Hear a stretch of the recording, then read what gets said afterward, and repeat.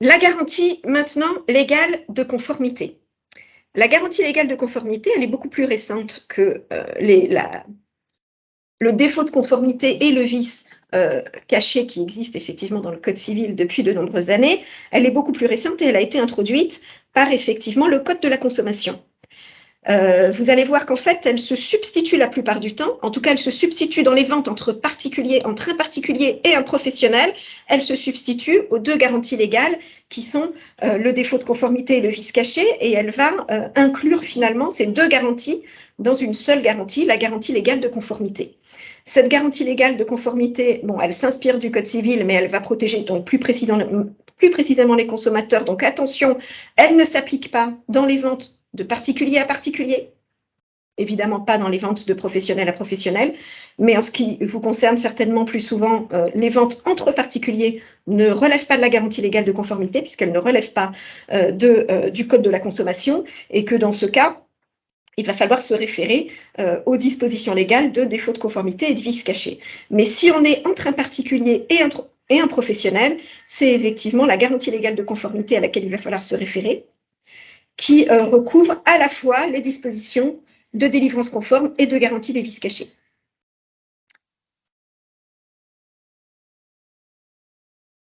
Ces dispositions, alors vous verrez qu'il y a quelques situations qui sont exclues par la loi de ces dispositions, qui sont les biens vendus sur saisie ou par autorité de justice, les biens d'occasion qui sont vendus aux enchères publiques si les consommateurs ont eu la faculté d'assister en personne aux enchères, les ventes d'animaux domestiques. On s'est inspiré un peu de la jurisprudence qui a pu être développée sous les régimes légaux, et certains contenus numériques qui sont très spécifiques ne sont pas soumis à la garantie de conformité.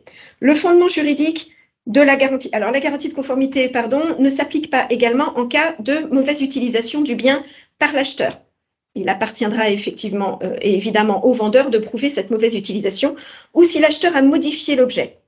Une précision également quand vous modifiez un objet. Si vous êtes bricoleur et que vous modifiez les objets achetés, vous serez considéré comme un professionnel par la jurisprudence et non plus comme un particulier. Ce qui aura évidemment des conséquences sur l'application des garanties en cas de non-conformité. Le fondement juridique de la garantie légale de conformité, c'est l'article 217.1 et suivant du Code de la consommation. La prescription, la garantie légale de conformité, elle contraint le vendeur professionnel à répondre des défauts de conformité apparaissant soit à la délivrance, soit dans les 2 ans de cette délivrance pour un bien neuf, ou dans les 12 mois de cette délivrance pour un bien d'occasion. Ce qu'il faut comprendre, c'est que dès lors qu'un défaut de conformité apparaît dans un délai de 24 mois pour un bien neuf ou dans un délai de 12 mois pour un bien d'occasion, sauf preuve contraire apportée pour le coup par le vendeur, ces défauts sont présumés exister depuis la délivrance. Donc vous n'aurez pas à prouver que vous avez fait une bonne utilisation du bien, vous n'avez pas à prouver qu'il y a un vice caché, vous n'avez pas à prouver, vous n'avez rien à prouver, sauf un défaut effectivement de bien conforme. Quand vous achetez un bien neuf, pendant 2 ans, il doit être parfaitement conforme, si vous êtes encore une fois un particulier qui achète à un professionnel. Pendant 2 ans, ce bien doit être parfaitement conforme et à ce que vous avez commandé et doit fonctionner pleinement. Il y a une présomption pendant ces 2 ans, s'il se passe quoi que ce soit, vous avez le droit de restituer ce bien sans avoir de votre part à apporter le moindre élément de preuve d'un vice caché. C'est ce qui est évidemment beaucoup plus protecteur de la garantie légale des vices cachés.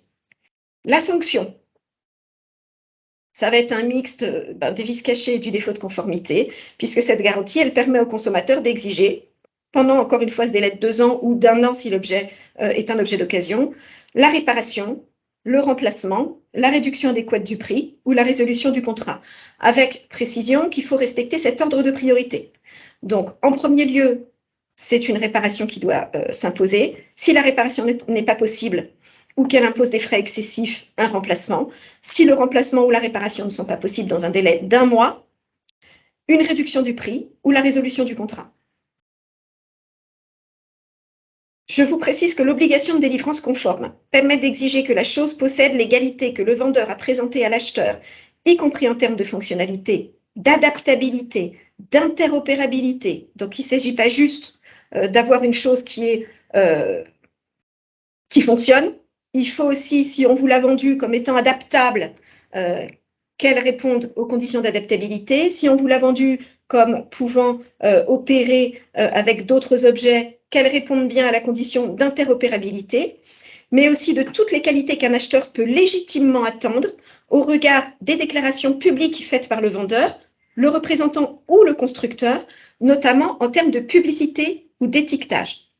Donc, effectivement, la garantie de délivrance conforme du Code de la consommation vous permet, lorsque vous avez acheté un objet, d'aller vérifier ce qui a pu en être présenté en termes de publicité et d'exiger systématiquement la totalité de ce qui est présenté dans la publicité, même si ça n'était pas précisément repris dans votre contrat de vente personnel. Donc, on se réfère aux qualités constructeurs, on se réfère à la publicité, à l'étiquetage, pour s'assurer qu'on a bien reçu un objet conforme. J'en termine avec 2 points. Tout achat de produits de consommation auprès d'un professionnel doit donner lieu à une information du consommateur dans le cadre de conditions générales de vente qui doivent rappeler l'existence, les conditions de mise en œuvre et le contenu de la garantie légale de conformité, de la garantie relative aux défauts, donc aux vices cachés, de la garantie commerciale propre au vendeur et du service après-vente. En cas de défaut d'un bien acheté, la direction de la consommation vous conseille de toujours regarder en premier lieu le service après-vente et la garantie commerciale du constructeur, du fabricant ou du vendeur, avant de mettre en œuvre, si besoin, les conditions de la garantie légale de conformité. Et en dernier lieu, notamment si vous n'êtes pas entre particuliers et professionnels, la garantie des vices cachés ou l'obligation générale de délivrance conforme. Donc, vous avez effectivement intérêt, quand vous rencontrez une difficulté avec l'achat d'un bien, en premier lieu, de vous référer aux garanties constructeurs, aux dispositions du service après-vente.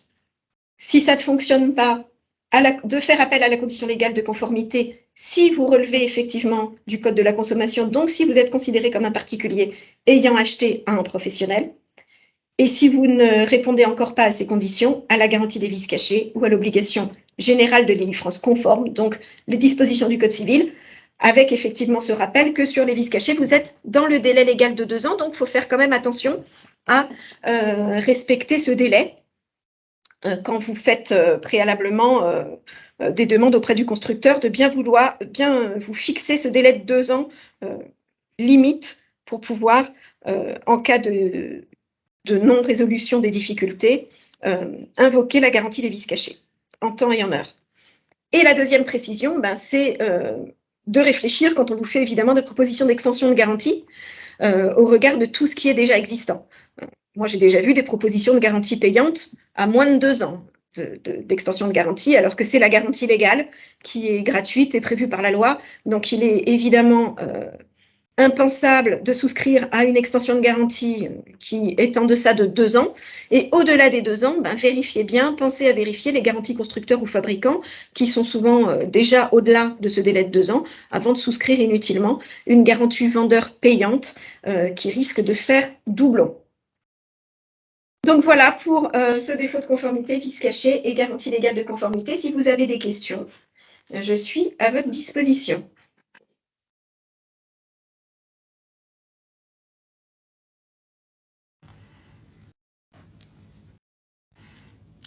Pas de questions. Ouais, moi, j'ai une petite question, mais je dois avouer que j'ai pas regardé le contrat. Quand on achète un ordinateur à un assembleur, donc, qui assemble des pièces de constructeurs différents, et qui le livre et qu'on installe des choses par-dessus, c'est-à-dire qu'on réinstalle des pièces en plus de ce qui a été livré par le professionnel. Est-ce que dans ce cas-là, on devient professionnel aussi, ou est-ce qu'on perd le statut de particulier?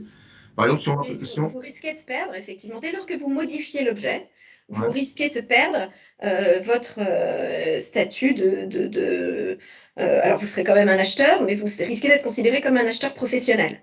Donc, de ne plus pouvoir invoquer les dispositions du Code de la consommation et surtout, si vous revendez derrière, d'être à votre tour considéré comme un vendeur professionnel tenu de toutes les garanties légales qui sont imposées à un vendeur professionnel. Donc après, il faut effectivement essayer de s'assurer que ça fonctionne correctement avant d'ajouter des choses. Maintenant, je pense que si vous avez un véritable vice, ce problème informatique, c'est que ça partirait en expertise pour déterminer effectivement d'où provient le vice. Et si on peut établir que le vice provient bien du constructeur, ou en tout cas du premier, de la première personne qui a monté. En fait la question, c'est de savoir, est-ce que le vice vient au fabricant d'une des pièces ou à l'assembleur, en fait. Et donc, en fait, il faut se retourner plutôt dans ce cas-là, vers la garantie des constructeurs de pièces plutôt que celle de l'assembleur. Sauf que vos garanties constructeurs, elles risquent d'être écartées en cas d'assemblage derrière. Moi, je ne suis pas sûre que... Faites attention à la limitation des garanties, parce que je pense que beaucoup de constructeurs écartent leurs garanties s'il y a effectivement une intervention sur leur matériel. Toute la difficulté derrière va être de savoir à quel niveau le vice est intervenu.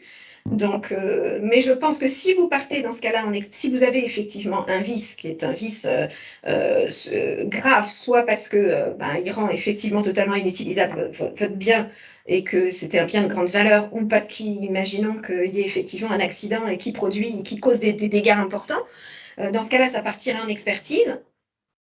Et il faudrait, la difficulté, dès lors qu'effectivement il y a eu une modification sur un certain nombre d'éléments, alors est-ce qu'assemblage et modification, je pense qu'il y aura toute une discussion sur la question de savoir si assemblage vaut modification. Ouais. Puisqu'on parle d'interopérabilité, ça dépend quel genre d'assemblage vous faites.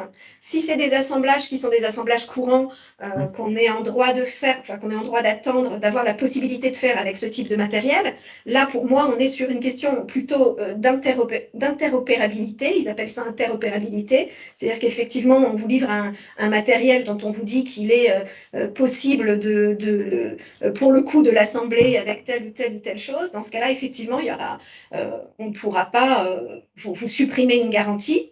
Ce ne sera pas une intervention sur la chose. Pour moi, ce qui vous fait perdre votre qualité de particulier ou ce qui peut vous donner celle à votre tour de vendeur professionnel, c'est vraiment intervenir sur la chose. Donc, c'est plutôt vraiment la modifier. C'est la modifier vraiment dans son essence même. D'accord. Merci. Est-ce qu'il y a d'autres questions? J'essaie de lancer des questions. De toute façon, vous avez déjà le PowerPoint, mais après, moi, le support, je vous l'envoie aussi. Je ne sais pas très bien ce que vous mettez en ligne. Le support, je mets c'est plus facile ce que vous avez envoyé, généralement c'est ce que je mets en ligne. D'accord. Je mets en ligne sur le site avec la vidéo d'ici quelques jours. Quelques jours. J'ai une question. Vous m'entendez? Oui, alors, oui, ça va, Stéphane. Une question, c'est quoi le process en fait? Est-ce qu'on a un problème avec un vendeur? Bon, c'est le cas actuellement, j'ai un problème avec un vendeur, mais ça c'est réglé. C'est un objet déballé à la maison qui est cassé. Donc, bien entendu, le vendeur dit, bon, vous l'avez cassé pendant le transport. Bon, bref, il a accepté le remplacement de l'article. Mais imaginons qu'il refuse. Est-ce qu'il y a une démarche en particulier? Est-ce qu'il y a des médiateurs où on doit sortir directement l'arme de guerre, l'avocat? Non, normalement, vous passez d'abord par le service après-vente. Si effectivement vous avez un service après-vente qui fait opposition. Non, les médiateurs en matière de consommation, après vous avez toujours des associations, vous avez toujours la possibilité de passer par des associations de consommateurs. Il y a beaucoup d'associations de consommateurs qui interviennent dans ce type de litige. Sinon, sortir l'artillerie lourde, oui, c'est pas forcément passer par un avocat, mais en tout cas, c'est invoquer les bons articles de loi pour rappeler quand même que vous avez connaissance de vos droits. Après, les médiateurs, il y a des médiateurs dans tous les domaines aujourd'hui, donc il y a forcément les conciliateurs de justice que vous pouvez effectivement faire intervenir. Bon, alors, avec la précision quand même que dans les litiges de consommation, on est sur des actions en justice qui sont, entre guillemets, simplifiées. On est devant des tribunaux de proximité, l'avocat n'est pas obligatoire, et on peut quand même, avec des délais qui sont quand même plus courts que devant beaucoup de juridictions qui sont beaucoup plus lourdes. Donc il y a effectivement des choses qui sont simplifiées. Mais non, moi j'irais d'abord effectivement devant les services après-vente des fabricants. Et puis, si j'obtiens pas gain de cause, faut effectivement s'adresser par courrier euh, à votre vendeur en rappelant les dispositions légales. Mais en général, vous avez quand même des services après-vente de vendeurs qui fonctionnent plutôt correctement. Enfin, dans l'ensemble, ils sont quand même à peu près au courant de. Après, ça dépend ce que vous achetez et auprès de qui aussi, et auprès de quel genre de service. Encore une fois, là, on est sur du droit français aussi. Donc, si vous allez consommer effectivement en achetant aujourd'hui par Internet, vous avez toujours intérêt à vérifier que vos vendeurs ont pignon sur rue, si ce ne sont pas des sociétés, en tout cas européennes, parce que françaises à la limite, pas forcément, mais qui ont pignon sur rue en Europe, parce que il est évident que quand vous achetez euh, en Chine, c'est pas toujours évident derrière d'obtenir une réparation et que surtout les dispositions du Code civil français, ça va pas beaucoup les faire frémir, hein. Donc effectivement, il faut déjà s'assurer, ça d'une manière générale, sur tous vos achats Internet, que vous avez en face de vous un vendeur qui a pignon sur rue, si possible en Europe. Parce que au niveau européen, la jurisprudence s'appliquera. Bon, je vous avoue que ça s'est toujours bien fini pour moi, hein, mais euh, je Après, pense que c'est. quand vous êtes face à des grands groupes, quand vous êtes face, voilà, en général, c'est plutôt bien pris en charge. Ouais. Vous risquez d'avoir plus de difficultés sur, souvent, c'est, enfin, la plupart des contentieux en termes de vices cachés ou de défauts de conformité, c'est entre particuliers. Ouais. C'est sur les ventes de particulier à particulier. Et là, effectivement, oui, la Ouais. médiation Ouais. judiciaire peut Bon. être même intéressante, mais Je vous avoue que ça s'est toujours bien fini parce que je fais 1m80 pour 95 kilos, hein. Parce que je pense que les mensurations, ouais, ça fait pas le même discours, hein, je pense. Patrick. alors, par écran interposé, ça ne se voit pas toujours. Mais Mais sur Internet, c'est pas très utile. sur Internet, c'est pas très utile. Mais oui, pourquoi pas? C'est Mais possible, effectivement. par contre, ce que vous dites, c'est intéressant concernant Internet. Sur les plateformes de vente de grandes enseignes, on peut imaginer qu'on a un service après-vente de l'enseigne, mais quand on passe sur ce qu'on appelle des places de marché, là, des marketplaces qui sont mis en œuvre par des grands groupes revendeurs, c'est pas eux qui vendent directement. Donc, à qui on s'adresse dans ce cas-là? Vous êtes coincé au vendeur lui-même. Et Bah, ça peut être, ça nous est tous arrivé, là. Moi, ça m'est arrivé, hein, donc ça de peut être voir lié. quand vous achetez effectivement sur les sites de vente en ligne, il y a certains objets qui sont vendus directement par le site, donc eux, c'est leur propre garantie. Et il y en a d'autres où ils vous disent d'ailleurs que ça vous renvoie vers un site de professionnel. Et en cas de difficulté, eh ben, vous prenez votre petit stylo, votre petite Google Trad, parce que c'est systématiquement en anglais. Et puis, on essaie de négocier. Et alors là, pour le coup, on n'est plus du tout sous le droit français et vous allez être sur des conditions générales de vente qui vont être celles de votre vendeur, hein. Donc, il va falloir aller rechercher ces conditions générales de vente qui sont par contre quand même obligatoires dans tous les cas, et puis voir ce que vous pouvez en tirer comme garantie. Alors ça, je parle de restitution de biens, de résolution de vente. Si vous avez un objet qui explose et qui cause des dommages et intérêts, par contre, le droit français va s'appliquer. Vous serez sur un dommage sur le territoire français, le droit français s'appliquera et là, vous pourrez aller chercher effectivement des actions en dommages et intérêts. Encore faut-il avoir encore une fois quelqu'un d'existant au bout de la ligne, mais mais là, on parle vraiment des conditions générales de vente, vraiment pour la restitution d'un objet qui n'est pas celui que vous avez commandé ou qui est effectivement cassé ou qui s'avère atteint d'un défaut. Là, oui, effectivement, quand on achète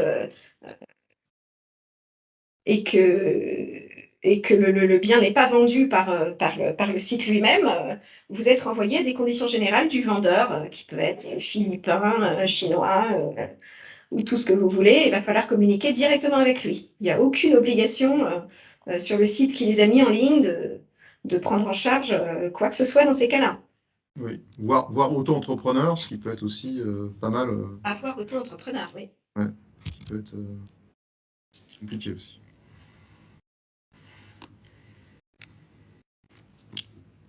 Est-ce qu'il y a d'autres questions? On a de la chance, hein. Les collègues n'ont pas eu trop de problèmes. Tant mieux, tant mieux.